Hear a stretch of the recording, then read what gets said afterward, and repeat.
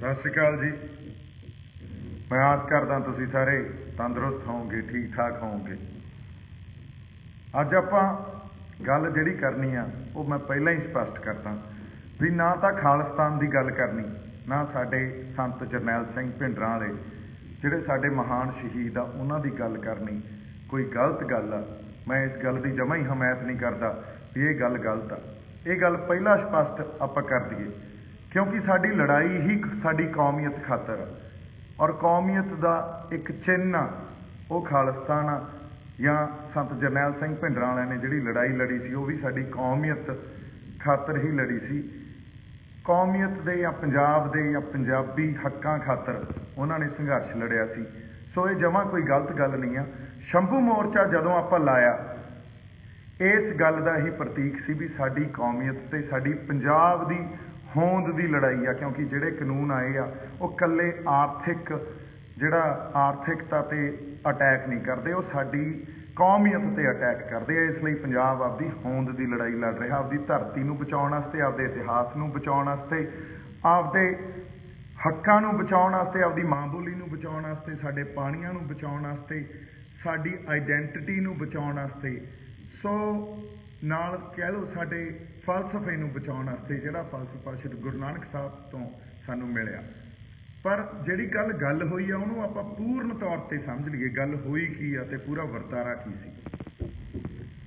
वरतारा ये सी भी एक पासे सड़क ते किसी ने ट्रैक्टर ते ट्राली जमा ऐन टेढ़ी करके लाती ते रोड ब्लॉक करती नैशनल हाईवे। हुण मैनूं हिसाब सिर उधर कढ़ लिया गया, मैनूं ये कहा भी उधर आओ रोड ब्लॉक हो गई है तो तुसीं उहनूं आके खिलाओ। मैं जदों रोड खिलाउण गया तो मैं देखा भी वो जिहड़े बंदे ने सड़क ते ट्रैक्टर लाया सी उहदी दारू पीती सी। चलो एक तो यह गल, दूजे पासे इधर खालिस्तान के नारे लग गए। हुण ये एक साजिश आ, ये साजिश अधीन सारी गल हुई है, इहनूं समझण की जरूरत आ। पहलां आपां ये समझीए भी साडी कौमीयत की है या इस यूनीयन ऑफ इंडिया के असी हिस्सा किवें आ, तो यूनीयन के की फर्ज आ ते साडे की फर्ज आ। जदों कोई स्टेट चाहे वह पंजाब होवे, चाहे बंगाल होवे, चाहे साउथ दे स्टेट होण, चाहे मैनूं लगदा कश्मीर होवे, जदों कोई स्टेट किसी यूनीयन च आके उहदा हिस्सा बनदा, उहदा पार्ट बनदा ते कहिंदा असीं इस यूनीयन दे अंदर तुहाडे नाल मिल के रहांगे, इहदा मतलब भारत एक बहु कौमीयत देश बन जांदा। एक मल्टी ਜਿਹੜੀਆਂ ਛੋਟੀਆਂ ਛੋਟੀਆਂ multi cultural and multi nationality जिहड़ी इन्हां ने मिल के एक यूनीयन क्रिएट की है, जिन्हों आपां यूनीयन ऑफ इंडिया कहने आ। हुण यूनीयन ऑफ इंडिया ते लोकां च जिहड़े उहदे लोक आ उहदे च एक एग्रीमेंट हुंदा, एक तरह की संधि हुंदी आ। यूनीयन उन्हां नूं इह विश्वास दिवाउंदी आ भी असीं तुहाडे जान माल दी राखी करांगे ते तुहाडी कौमीयत दी राखी भी करांगे। ते जिहड़ी लोकां दा फर्ज आ, लोक ये उन्होंने यूनीयन नूं भरोसा दिवाउंदे आ भी असीं तुहाडे लई वफादार रहांगे ते इस यूनीयन का हिस्सा रहांगे। जदों असीं पंजाब उस यूनीयन का हिस्सा बनिया तो सानूं ये विश्वास दिवाया गया भी तुहाडी कौमीयत नूं, तुहाडी विलखणता नूं, तुहाडी मां बोली नूं, तुहाडे इतिहास नूं, तुहाडे पाणीआं नूं असीं नहीं टच करांगे। संविधान च जे कुछ भी तुहाडे उलट जांदा वो संविधान ही मंजूर नहीं करांगे। चलो समय समय ते पंडित जवाहर लाल नेहरू तो लैके समय ते सरकारां ने साडे नाल वादे खिलाफी की, साडे आप दे लीडरां ने साडे नाल वादे खिलाफी की, मुकर गए सानू भरोसे च लैके सानू वादे करके। हुण अगली गल ते जदों आईए उहदा सब तो ज़्यादा प्रगट रूप च गल साडे सामने उदों आई जदों इस सरकार ने, इस यूनीयन दी सरकार ने साडे सब तो पवित्र ते सब तो ज़्यादा प्यारी चीज़ या आत्मक सौम्या असी कह लीए दरबार साहब ते हमला करता।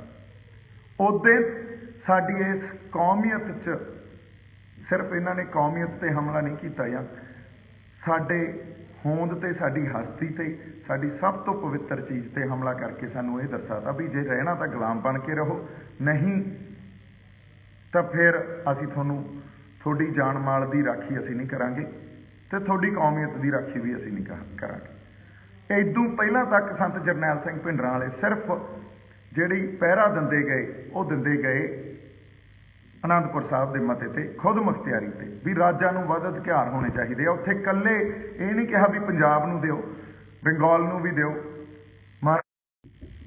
ਤੇ ਸਾਊਥ ਦੇ ਵੀ ਜਿਹੜੇ ਸਟੇਟਸ ਆ ਉਹਨਾਂ ਨੂੰ ਵੀ ਵੱਧ ਅਧਿਕਾਰ ਦਿਓ।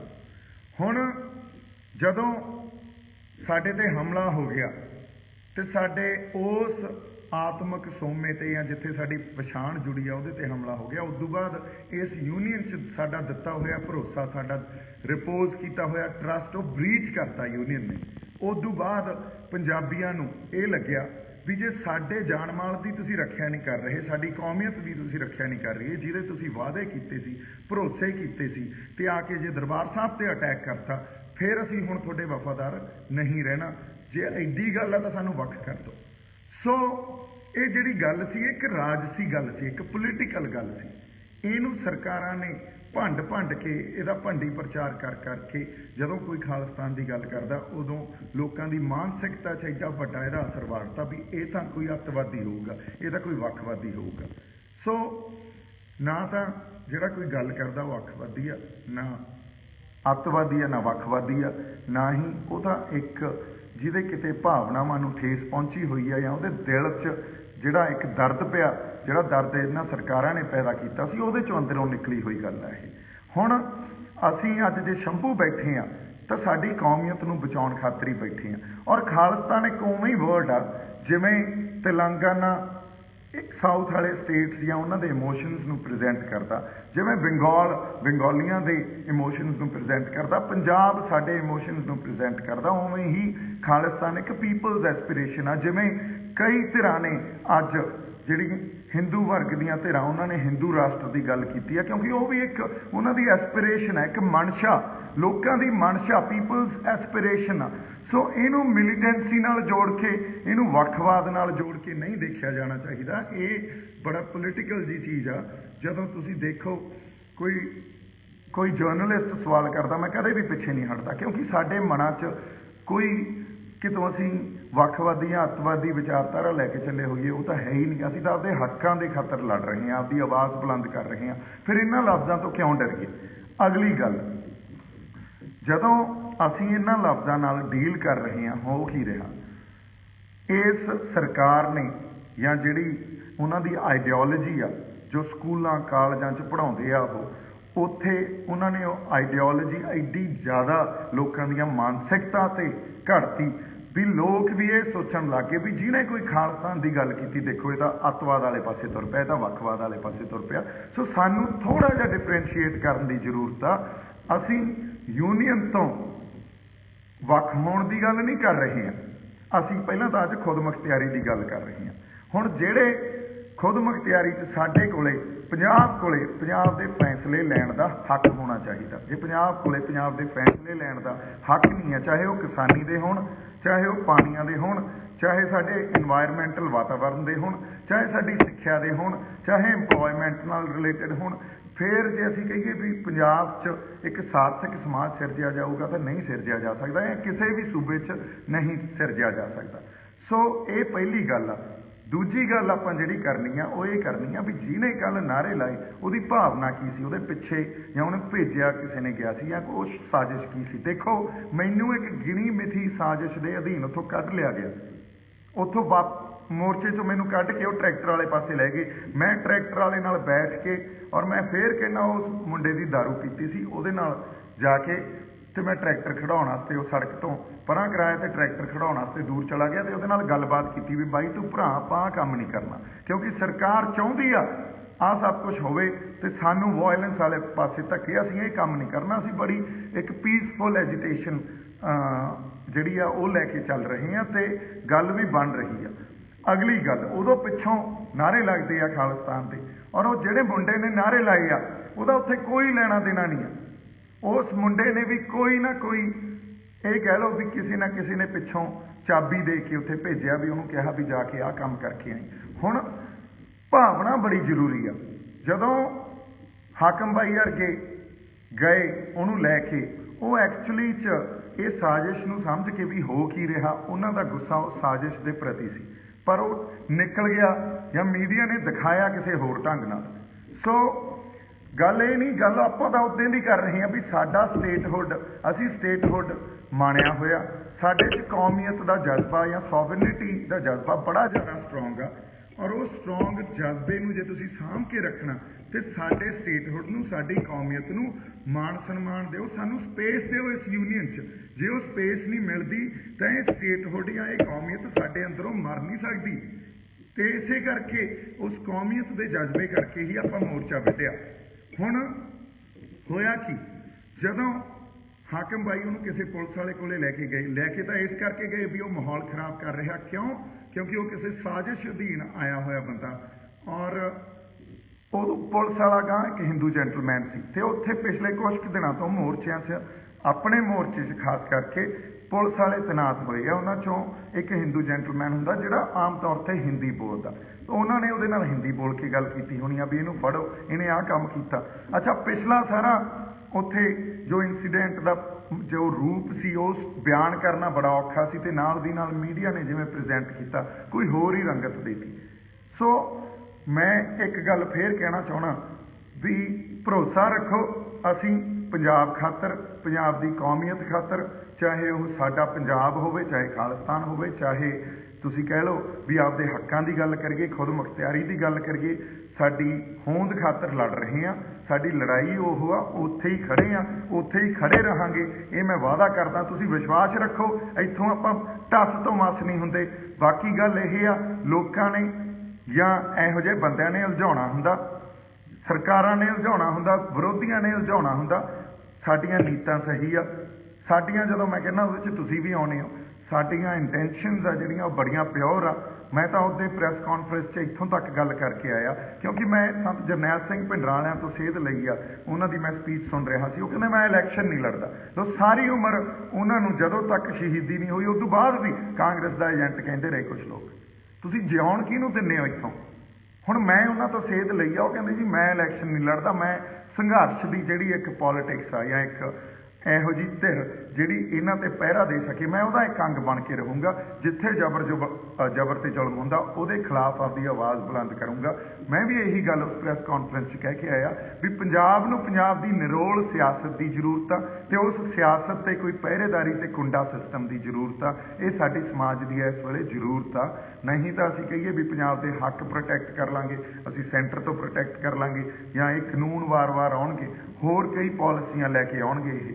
सो ये हुण लुकवें ढंग च साडे ते वार कर रहे हैं, साडी कौमीयत के खिलाफ ਵੱਡੇ ਵੱਡੇ हमले हो रहे हैं। इसे खातर तो आप लड़ रहे हैं। सो आओ इकट्ठे मिल जुल के लड़िए, मिल जुल के इस संघर्ष को अगे वधाइए। ये इस टाइम एक इतिहासक युद्ध आ, पंजाब की होंद की खातर लड़ी जाने आपां।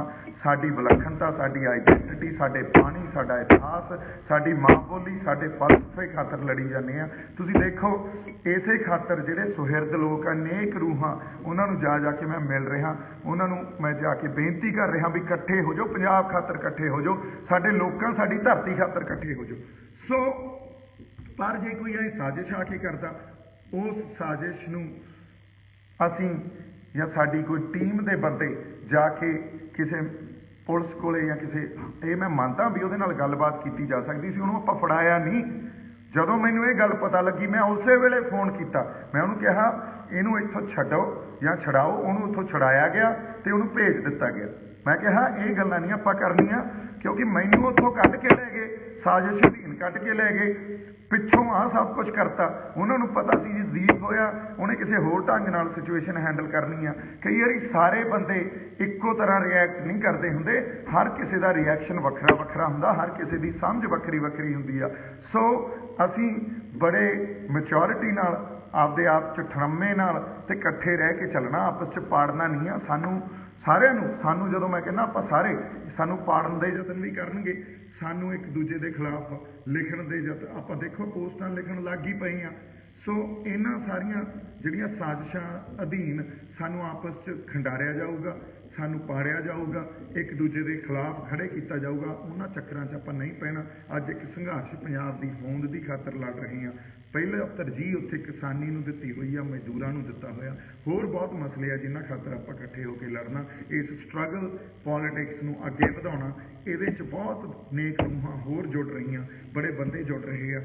ਸੋ ਮੇਰਾ ਖਿਆਲ ਆ ਆਪਦਾ ਟਰਮਾ, ਸਾਡੀ ਤਹਿਜ਼ੀਬ, ਤਰੀਕਾ ਸਲੀਕਾ ਅਸੀਂ ਬਣਾ ਕੇ ਰੱਖੀਏ। ਜੇ ਇਹ ਤੋਂ ਥਿਰਕੇ ਤਾਂ ਮੇਰੇ ਖਿਆਲ 'ਚ ਅਸੀਂ ਖਤਾ ਖਾ ਜਾਵਾਂਗੇ, ਜਿਹੜੀ ਹਮੇਸ਼ਾ ਖਾਂਦੇ ਰਹੇ ਹਾਂ। ਮੇਰੇ ਵੱਲੋਂ ਬਹੁਤ ਸਾਰਾ ਪਿਆਰ ਅਤੇ ਸਤਿਕਾਰ। ਜਿਉਂਦੇ ਵਸਦੇ ਰਹੋ। ਆਪਾਂ ਫੇਰ, ਮੈਂ ਇੱਕ ਵਾਰੀ ਕਹਿ ਰਿਹਾ, ਇਕੱਠੇ ਹਾਂ, ਪੰਜਾਬ ਦੀ ਹੋਂਦ ਦੀ ਲੜਾਈ ਲੜ ਰਹੇ ਹਾਂ। ਕਿਸੇ ਬੰਦੇ ਦੀ ਵੀ ਭਾਵਨਾ ਜਾਂ ਕਿਸੇ ਬੰਦੇ ਦੀ ਇੰਟੈਂਸ਼ਨ, ਉਹਦੀ ਮਨਸ਼ਾ, ਉਹ ਕਰਪਟ ਨਹੀਂ ਆ, ਉਹਦੇ 'ਚ ਕੋਈ ਨਫ਼ਰਤ ਨਹੀਂ ਆ, ਉਹਦੇ 'ਚ ਕੋਈ ਜੱਜਮੈਂਟ ਨਹੀਂ ਆ। ਪਰ ਉਹ ਸਾਰਾ ਜਿਹੜਾ ਗਰਾਊਂਡ ਰਿਐਲਿਟੀ ਹੁੰਦੀ ਆ, ਉਹ ਕੁਛ ਕਈ ਵਾਰੀ ਵੱਖਰੀ ਹੁੰਦੀ ਆ, ਪੇਸ਼ ਕਿਸੇ ਹੋਰ ਢੰਗ 'ਚ ਕੀਤੀ ਜਾਂਦੀ ਆ। ਇਸ ਕਰਕੇ ਤੁਸੀਂ ਇਹਨਾਂ ਗੱਲਾਂ ਤੋਂ ਦੂਰ ਰਹੋ। ਫਿਰ ਇੱਕ ਵਾਰੀ ਪਿਆਰ ਅਤੇ ਸਤਿਕਾਰ। ਸਤਿ ਸ਼੍ਰੀ ਅਕਾਲ ਜੀ।